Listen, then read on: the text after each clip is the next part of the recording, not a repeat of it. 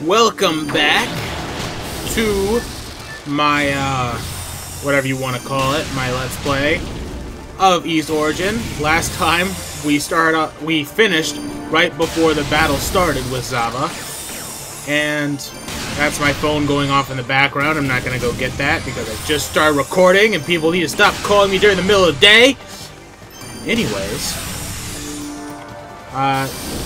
I forgot to equip my Claria ore, and so this battle is going to take a lot longer than it needs to.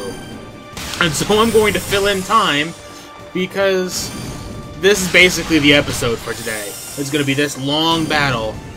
That's pretty much it, and the story that goes on behind the battle. It shouldn't be this long. Also, last episode I missed the boots. So, the next episode after today, we shall be getting the boots, and the Claria ore shall be equipped. I didn't even remember that the Claria ore was not equipped until halfway through this battle. I'm like, oh crap. But I did beat this battle without the Claria ore, just you have to be more careful and all that. So, let's have some Blue Lotus time. At the beginning of the fight, you do not need to worry about Zava's demons. Simply double jump to get to Zava's hide and attack her. She will fall to the ground, and you can easily attack her. When she loses about a quarter of her health, she will fuse with one of the heads. Attacking that head will reduce Zava's life bar, but after a few attacks the heads will switch places. Normally the demons have very few abilities. They both have a similar attack of their element, that is a breath attack.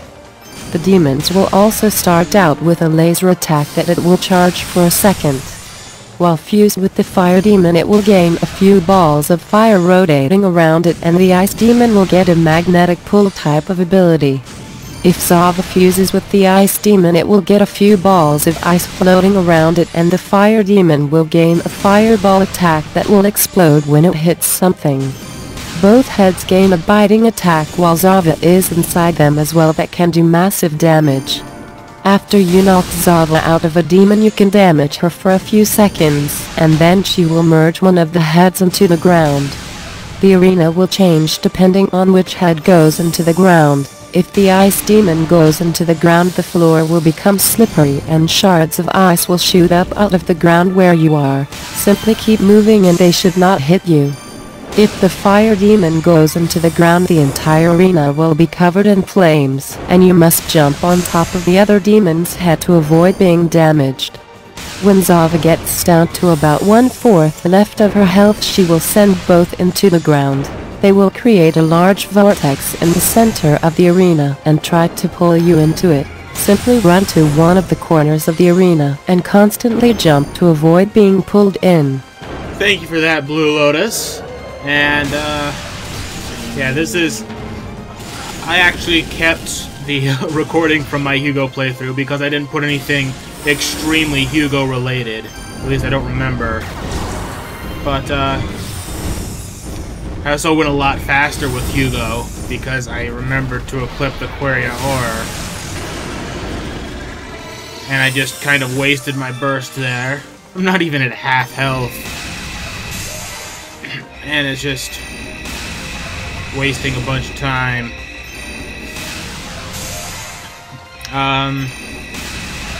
When the red head goes into the ground,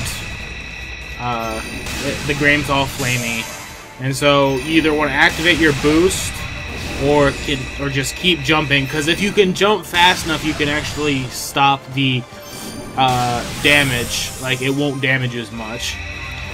And make sure you don't get eaten by the heads, because getting eaten by the heads is the worst thing possible.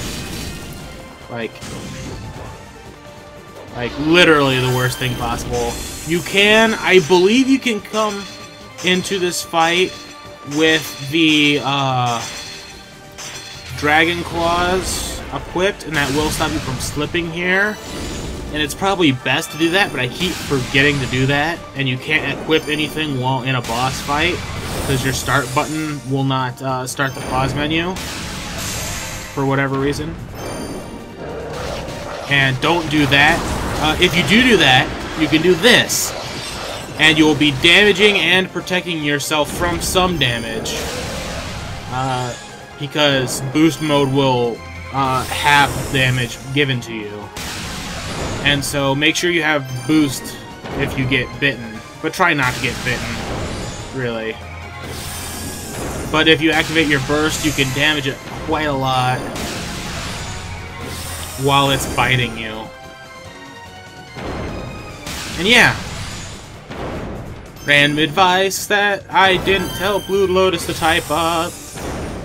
Well, I didn't type to Blue Lotus. Because, surprise, surprise, even though Blue Lotus is the personification of my computer, if you did not know that, she can only really, she only really knows what I type to her.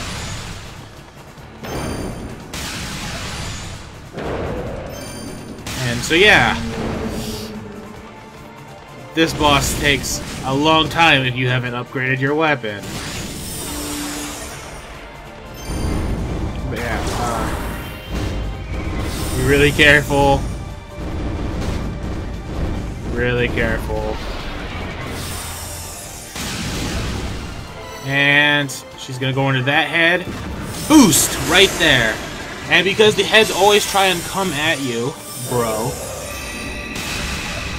you could do that, and you know, they'll always, and they don't get knocked back by your burst either. So you know.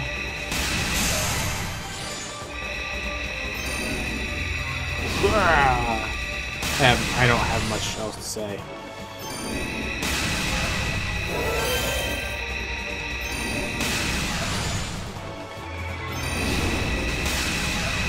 I'm getting hit by a lot of things that I shouldn't get hit by. And I did lose once, mostly because I didn't have the upgrade.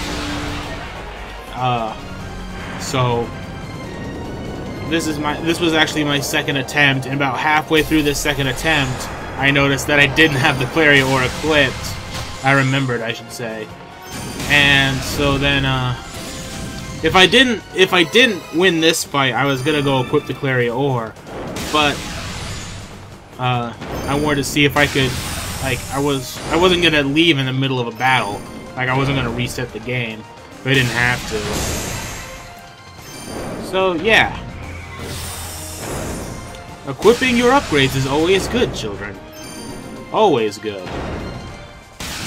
But I did beat him, her, I should say, and her stupid heads. I believe these heads are an homage to the first game, but I have not played the first game.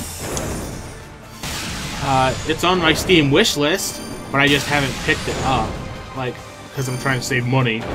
But, you know, I probably will pick it up and play it eventually, just because I like this game so much. I also need to play Oath and Felgaia, which is also on Steam. But, that's a different point entirely.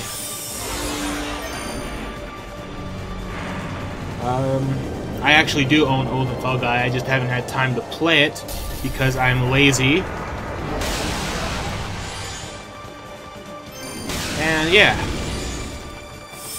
I'm trying to be as careful as I possibly can. Because, of course, I don't want to die if I don't have to. And in order for me to do that, you just charge up your flame ability and send the Phoenix across the room. Because you don't have to stay as close. The best thing about the flame ability for Yunica is the fact that, you know, it gives her a ranged attack, and so she doesn't have to be up in the enemy's face the entire time. And if she doesn't have to be up in the enemy's face the entire time, then, you know, she's going to take less damage, and it may take a little bit longer, but it's still a useful strategy.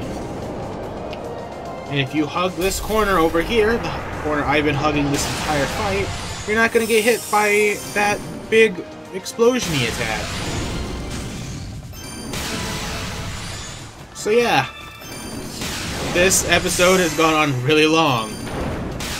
And next episode, Like, this episode has gone on really long without anything really exciting happening besides us fighting this boss. Next episode, I will be getting the boots that I missed the last episode, because I was dumb. And why does my phone keep going off? I think someone might actually want to talk to me. Either that, or we have some really persistent telemarketers. And I don't care. I really don't. I'm just gonna sit back here and try not to die. Well, I'm not even trying to die. But, normally it would go to voicemail by now. But our voicemail broke because of stupid crap. And shut up, phone. I need to soundproof my room or something. I'm just a little girl, and those were her strongest creatures. Blah, blah, blah. Oh my goodness, phone, shut up. Thank you. I'm really sorry for that. I'm really sorry for this long episode that I forgot to upgrade in. I hope no one else tries to call me.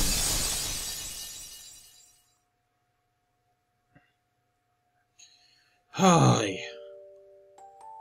But here's Roy, and he has pooled a lot more blood around him since the last time he... Oh my goodness!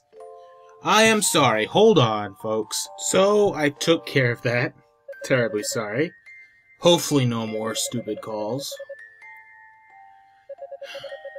But yeah. Roy's dying. He tells us not to be an idiot because he's dying. Roy, please. Yeah. And this is probably going to give Yunica some survivor guilt. But, besides that, Roy has a present for us that he was going to give us when we were knighted, but he wanted to wait till after everything was over. But he's not going to make it. And he puts all of his magical energy into it. Because even though he isn't one of the mages, pretty much everyone except Yunica has some sort of magical power. And we received Spirit Necklace. And this is a very touching moment. We have to keep going. Don't ever lose that innocence and that single-mindedness. It's our real strength. And then there's that last line there. And really sad music. So, that last line that Roy says kind of cements the whole... Well, it definitely cements the whole Yunica-Roy thing. And the two non-canon storylines, that's the big thing, is that their main love interest dies and gives them a special necklace that will help them in the final boss fight. And in the non-canon, in the canon ending, well, you'll see when we see it. And, so yeah, Yunica wants to keep going up the tower and save the princesses because that's what Roy wanted her to do. And she wants Ramona to save, you know, tend to Roy. The last words were crystal clear. So we're going to keep moving on.